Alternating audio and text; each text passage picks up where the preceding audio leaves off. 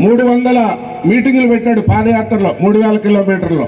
అటు రైతుల నుంచి కానీ, ఇటు చదువుకున్న యువకుల నుంచి కానీ, అటు ఆయిల్ ఫామ్ రైతులు, చేనేత కార్మికులు, చదువుకున్న నిరుద్యోగులు, మహిళలు, ఈ కాకుండా అనేక రకాల మీటింగులు అన్నీ ఎక్కడికక్కడ డిస్కషన్ చేసి ప్రభుత్వం వచ్చాక ఇచ్చేద్దామని. అలాగే దుర్మార్గమైన పరిపాలకులు, అధికారులు, అలాగే ప్రజాప్రతినిధులకి ఒక రెడ్ బుక్ పెట్టి వాళ్ళు చేసే దుర్మార్గాలన్నీ కూడా బుక్లో రాశారు. రేపు తెలుగుదేశం ప్రభుత్వం వచ్చిన తర్వాత అవన్నీ వాళ్ళ మీద ఎంక్వైరీ చేసి వాళ్ళని సస్పెండ్ చేసి, కొంతమంది అయితే ఉద్యోగంలో నుంచి డిస్మిస్ కూడా అయ్యే పరిస్థితి ఉంది. అంత దారుణమైన పరిస్థితులు చేశారు. వాళ్ళ దొంగోట్లు చేరుతున్నారు. నిన్న జంగారెడ్డిగూడెం మండలంలో 3 సస్పెండ్ చేశారు, ఒక కలెక్టర్ని సస్పెండ్ చేశారు. ఇలా అన్ని మీరు అందరూ వాటర్ లిస్టులు చూసుకోండి. ఈ రకంగా మొత్తం బూజు పట్టిపోయింది, గబ్బు పట్టిపోయింది. ఎవరు కూడా జగన్ రెడ్డి గారి దగ్గరికి వెళ్ళట్లా, కనపట్లా. చాలామంది రేపేళ్ళ నుండి సైడ్ అయిపోతున్నారు, ఎమ్మెల్యేలు కూడా.